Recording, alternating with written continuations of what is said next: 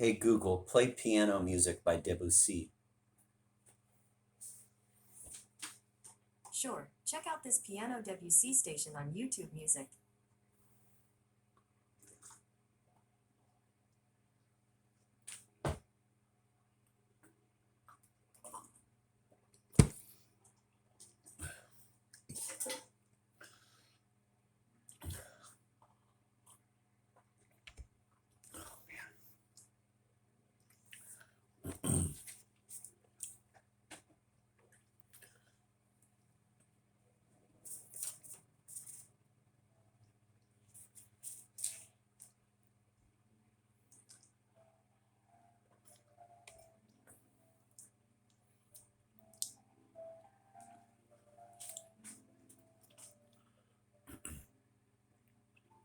Line 802, Mountain.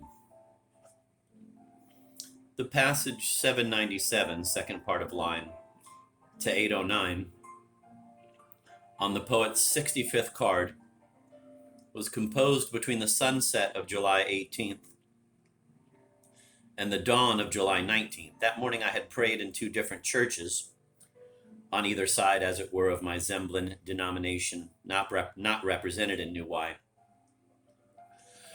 and had strolled home in an elevated state of mind. There was no cloud in the wistful sky, and the very earth seemed to be sighing after our Lord Jesus Christ.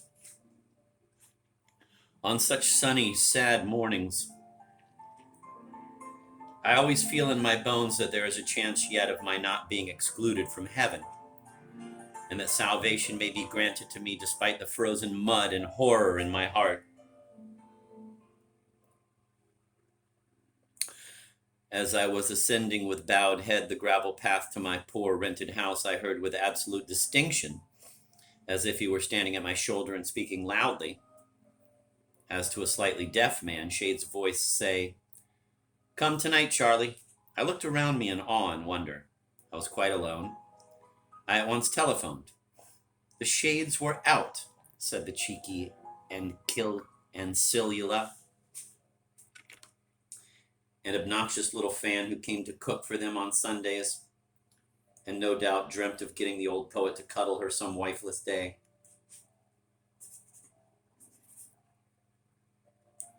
I re-telephoned 2 hours later, got, as usual, civil, insisted on talking to my friend. My, quote, messages, end of quote, were never transmitted. Obtained him and asked him as calmly as possible what he had been doing around noon when I had heard him like a big bird in my garden.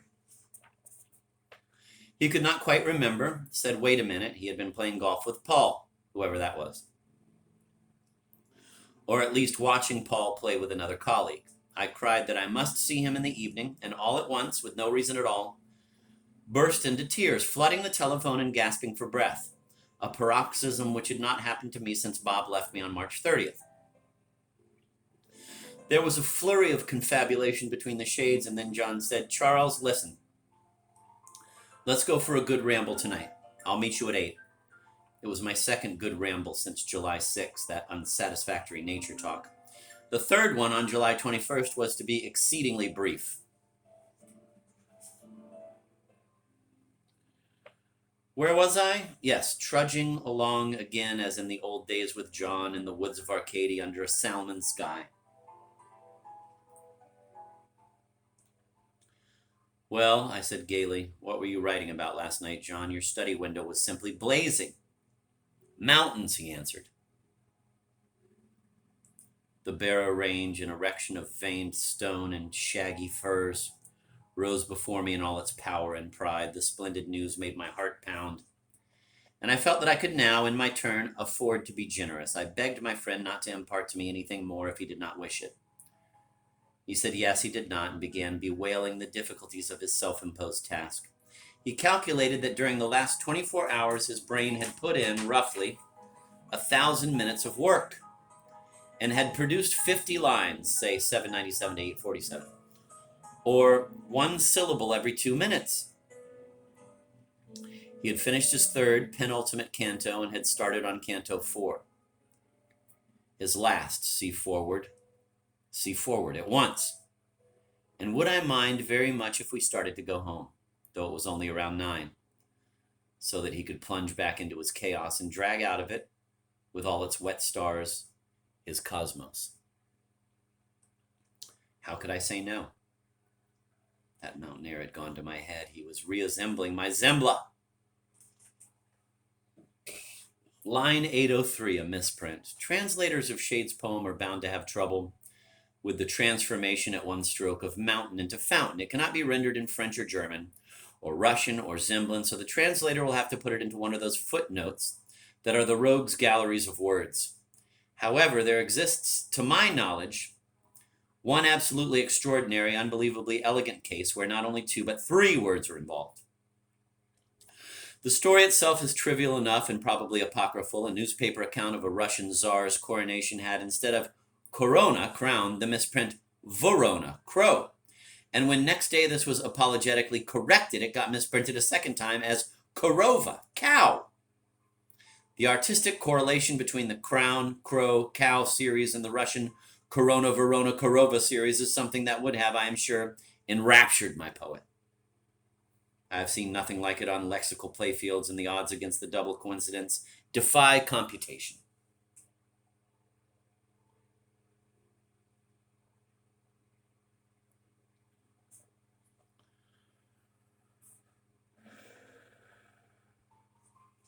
Line 810, a web of sense. One of the 5 cabins of which this motor court consists is occupied by the owner, a blear-eyed,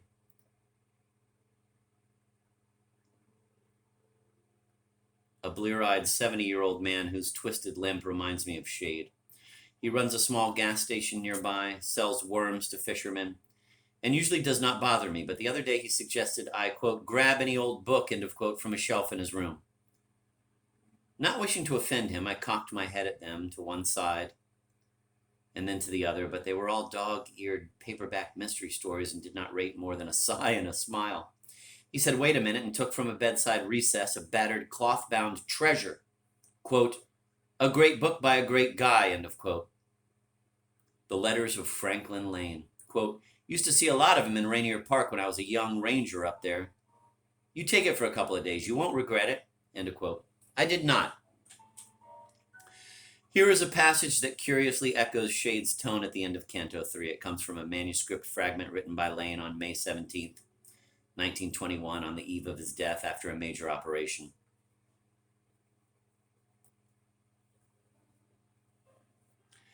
Quote, and if I had passed into that other land, whom would I have sought? Aristotle. Ah, there would be a man to talk with. What satisfaction to see him take, like reins from between his fingers, the long ribbon of a man's life, and trace it through the mystifying maze of all the wonderful adventure, the crooked made straight, the Daedalian plan simplified by a look from above, smeared out, as it were, by the splotch of some master thumb that made the whole involuted, boggling thing one beautiful, straight line, end of quote.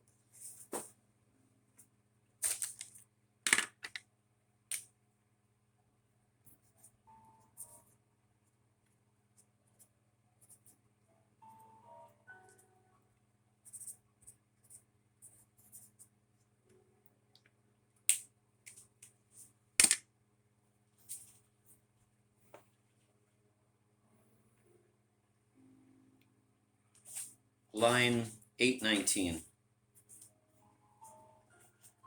Playing a game of worlds. My illustrious friend showed a childish predilection for all sorts of word games, and especially for so-called word golf. He would interrupt the flow of a prismatic conversation to indulge in this particular pastime. And naturally, it would have been boorish of me to refuse playing with him. Some of my records are Hate Love in 3, Last Mail in 4, and Live Dead in 5, with Lind in the middle. Line 822, Killing a Balkan King. Fervently would I wish to report that the reading in the draft was Killing a Zemblin King, but alas, it is not so. The card with the draft has not been preserved by Shade.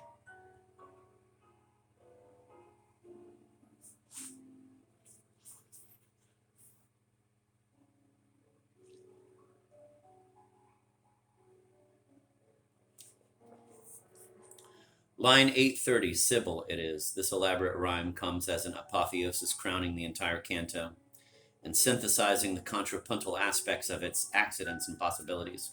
Lines 835 to 838, Now I Shall Spy, etc. The canto, begun on July 19th on card 68, opens with a typical shadeism, the cunning working in of several inter-echoing phrases into a jumble of enjambments. Actually, the promise made in these 4 lines will not be really kept except for the repetition of their incantatory rhythm in lines 915 and 923 to 924, leading to the savage attack in 925 to 930. The poet, like a fiery rooster, seems to flap his wings in a preparatory burst of would-be inspiration, but the sun does not rise. Instead of the wild poetry promised here, we get a jest or two, a bit of satire, and at the end of the canto, a wonderful radiance of tenderness and repose. Lines 841 to 872, 2 methods of composing. Really 3 if we count the all-important method of relying on the flash and flute of the subliminal world and its, quote, mute command, end of quote. Line 871. Line 873, my best time. As my dear friend was beginning with this line, his July 20 batch of cards, card 71 to card 76, ending with line 948, Gratus, at the Orly airport, was walking aboard a jetliner, fastening his seatbelt, reading a newspaper, rising, soaring, desecrating the sky.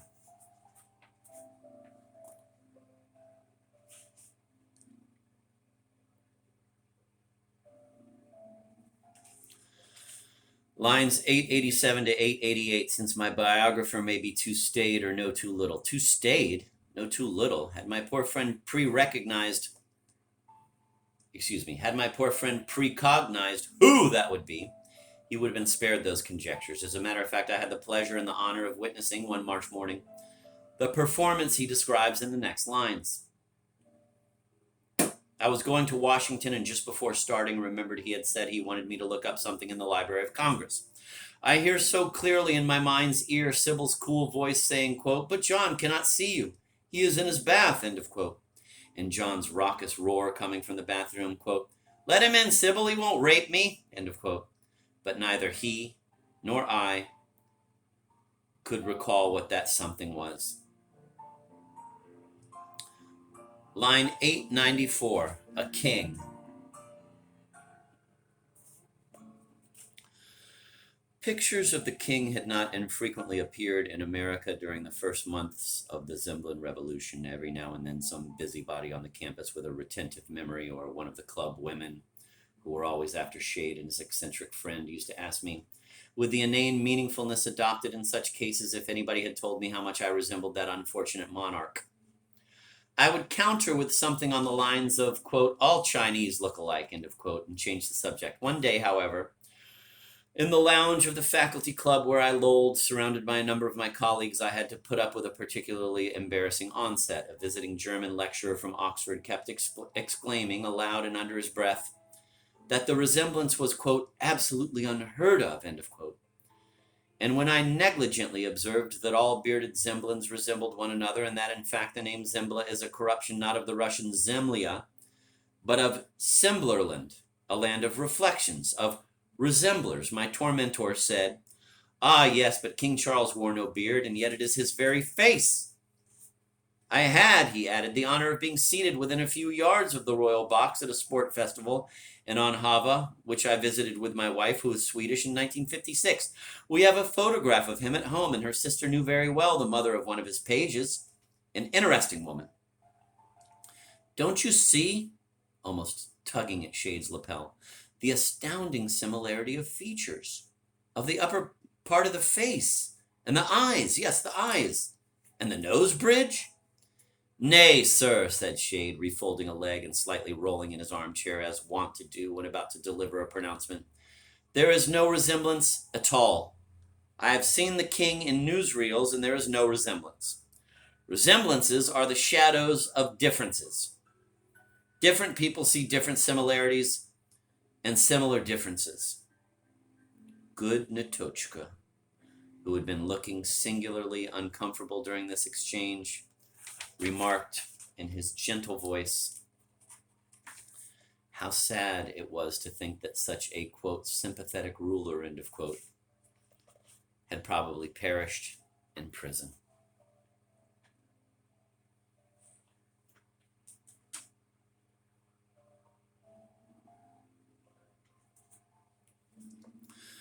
A professor of physics now joined in. He was a so-called pink who believed in what so-called pinks believe in: progressive education, the integrity of anyone spying for Russia, fallouts occasioned solely by US-made bombs, the existence in the near past of a McCarthy era, Soviet achievements including Dr. Zhivago, and so forth.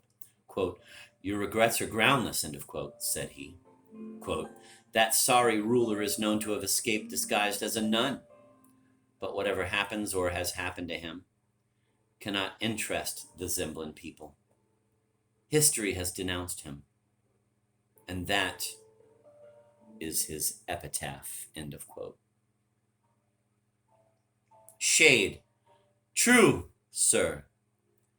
In due time, history will have denounced everybody. The king may be dead, or he may be as much alive as you and Kinboat, but let us respect facts.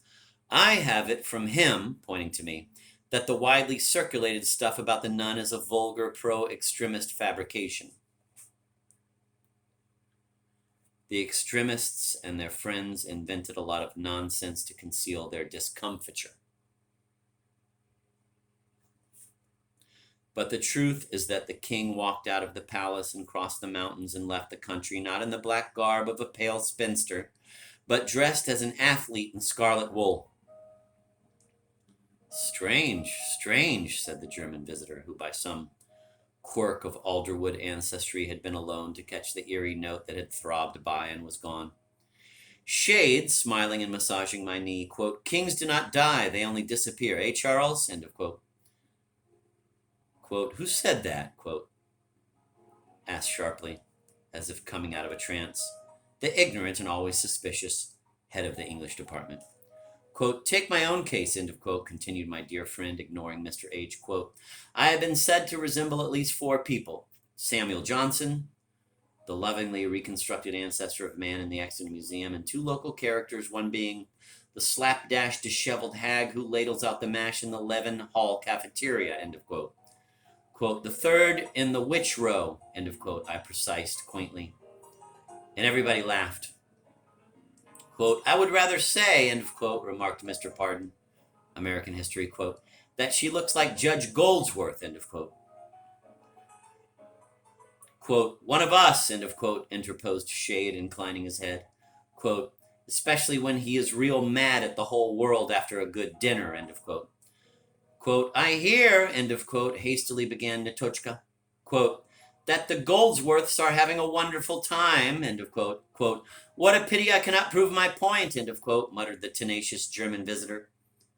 Quote, "If only there was a picture here. Couldn't there be somewhere," end of quote. Quote, "Sure," end of quote, said young Emerald and left his seat. Professor Pardon now spoke to me. Quote, "I was under the impression that you were born in Russia and that your name was a kind of anagram of Botkin or Botkine," end of quote.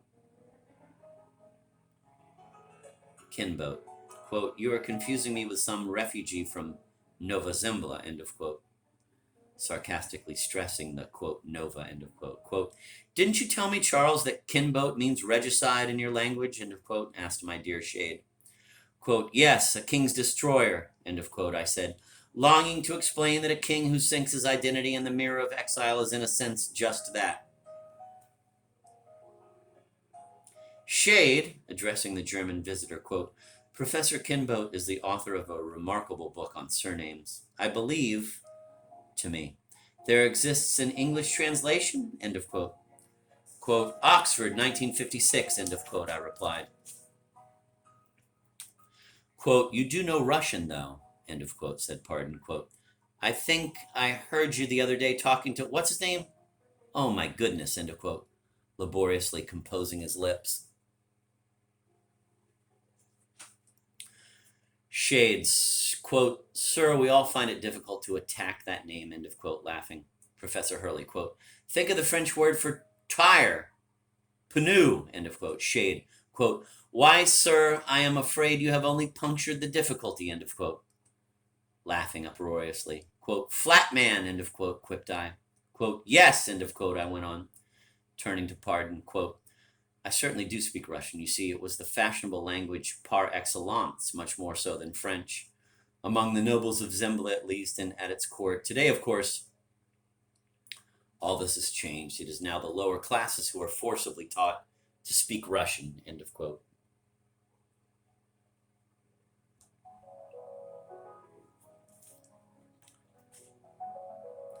Quote, aren't we too trying to teach Russian in our schools, end of quote, said Pink.